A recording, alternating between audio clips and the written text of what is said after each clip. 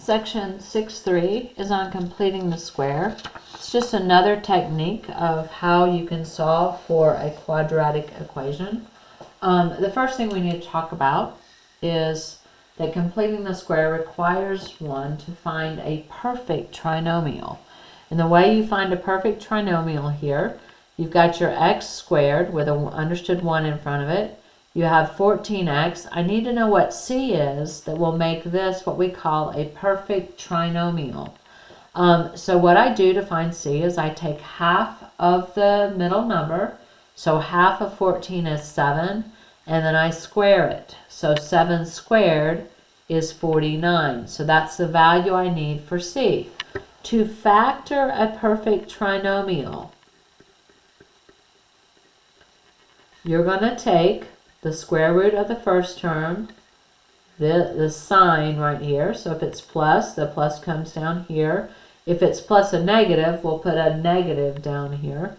Okay, the square root of 49 is 7. And then you're going to put a square on it. Because what happens is this would factor into x plus 7 times x plus 7. That makes it a perfect trinomial. Okay? The c value here, if I take half of the 16, it's 8. I want to square 8. So c would have to equal 64. To factor that, I'm going to take the square root of x, this sign right here, the square root of that, and I'll put a squared on it because this literally would factor into x plus 8 and x plus 8. That's what makes it a perfect trinomial. We're going to solve equations using this technique. So what I'm going to do here, I have an x squared minus a 6x. I'm going to put a blank so I can complete the square. But what I do to one side, I have to do to the other side. So I take half of the 6, which is 3, and I square it. So 3 squared is 9.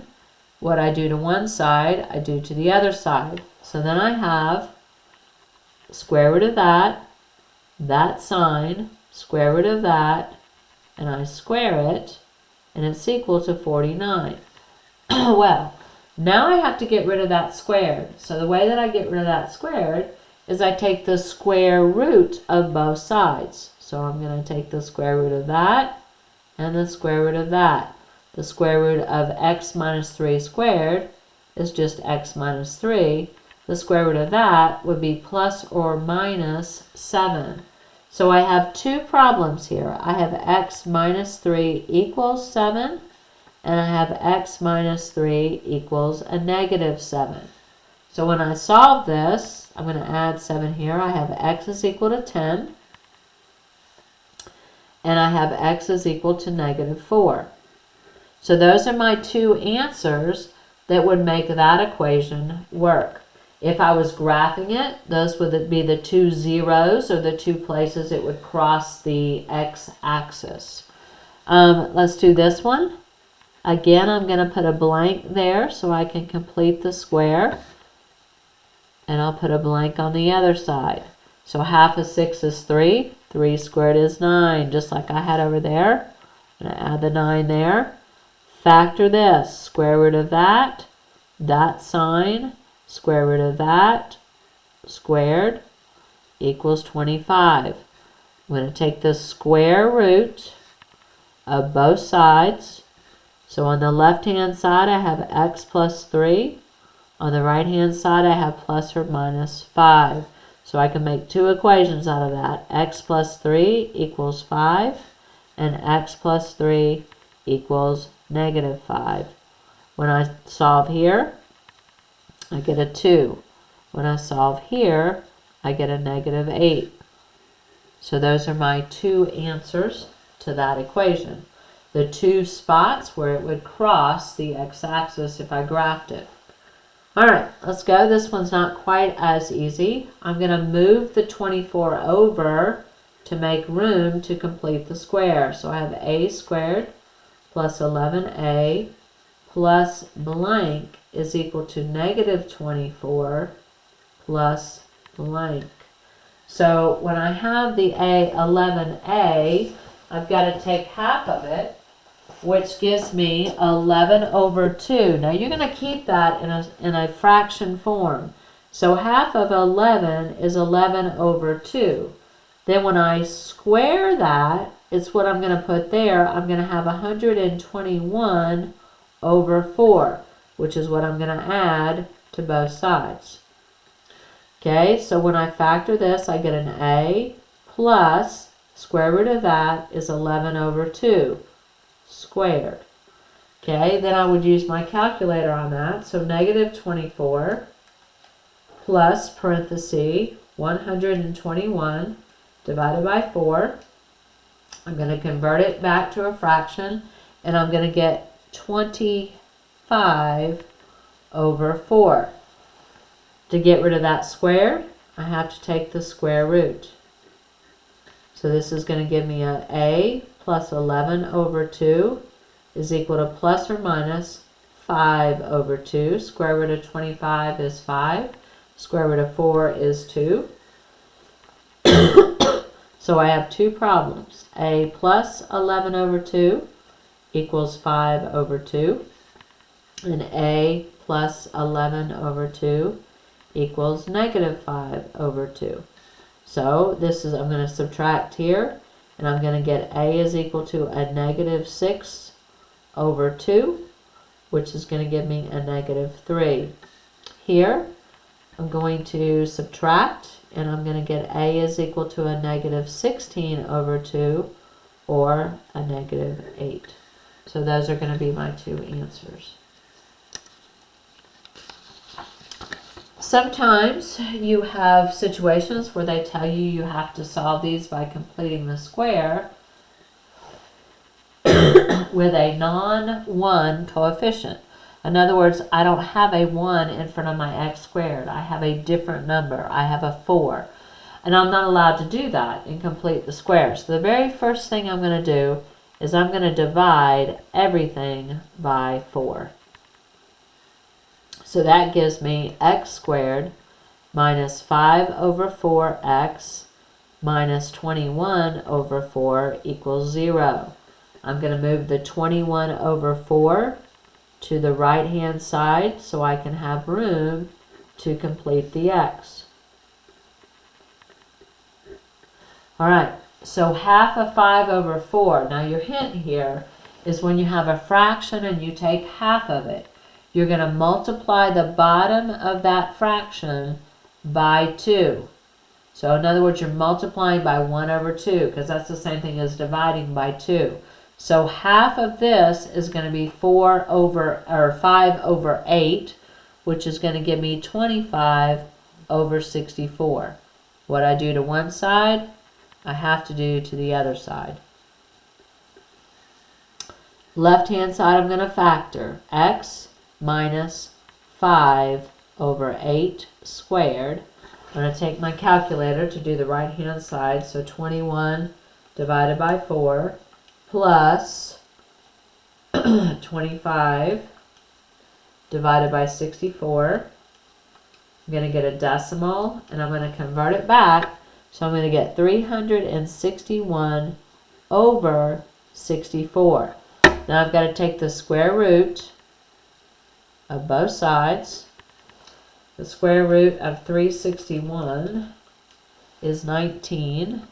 So right hand side is 9 plus or minus 19 over 8. And I have x minus 5 over 8 on the left hand side. So my two problems are x minus 5 over 8 equals 19 over 8. And x minus 5 over 8 equals negative 19 over 8.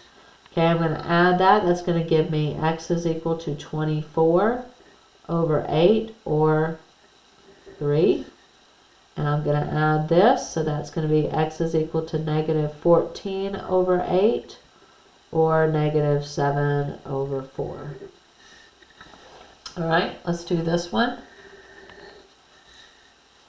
Very first thing I'm going to have to do is divide everything by 2. So I'm going to get x squared minus 11 over 2x plus 6 equals 0. I'm going to take 6 to the right-hand side. So I have x squared minus 11 over 2x plus blank equals negative 6 plus blank. Half of 11 over 2 is 11 over 4. So I square 11 over 4. So that's going to give me 121 over 16. 121 over 16. Factor x minus 11 over 4 squared. I'll take my calculator. Negative 6 plus 121 divided by 16. I get a decimal. I'm going to convert it back. It's going to give me 25 over 16. I'm going to take the square root of both sides. Same pattern all the way through. Square root of the left-hand side is x minus 11 over 4. Square root of the right-hand side is 5 over 4. Two problems. X minus 11 over 4 equals 5/4. And x minus 11 over 4 equals negative 5/4. I'm going to add, and I'm going to get x is equal to 16 over 4. So x is equal to 4. I'm going to add here, and I'm going to get a negative 6. Actually, it's going to be positive 6. Positive 6 over 4. And that's going to give me 3 over 2. Sometimes on these, you get imaginary answers. So you can complete the square with complex answers. I'm back here at least. Oh, I don't know what that is. It's like doubled over. This is supposed to be an x. So I have x squared plus 8x plus blank equals 20 plus blank. Half of 8 is 4. 4 squared is 16. So I'm going to add 16 to both sides. Actually, that's a negative 20 because I have to take it over. I'm going to factor the left side, so x plus 4 squared. Remember, square root of that sign, square root of that, squared. Right-hand side is going to give me negative 4. I'm going to take the square root of both sides, and I'm going to get x plus 4 equals, the square root of that is going to be plus or minus 2i. So the only thing I can do here is I can take this negative 4 over, so x is equal to negative 4 plus or minus 2i. And that actually gives me two solutions, negative 4 plus 2i and negative 4 minus 2i. All right, let's look at this one.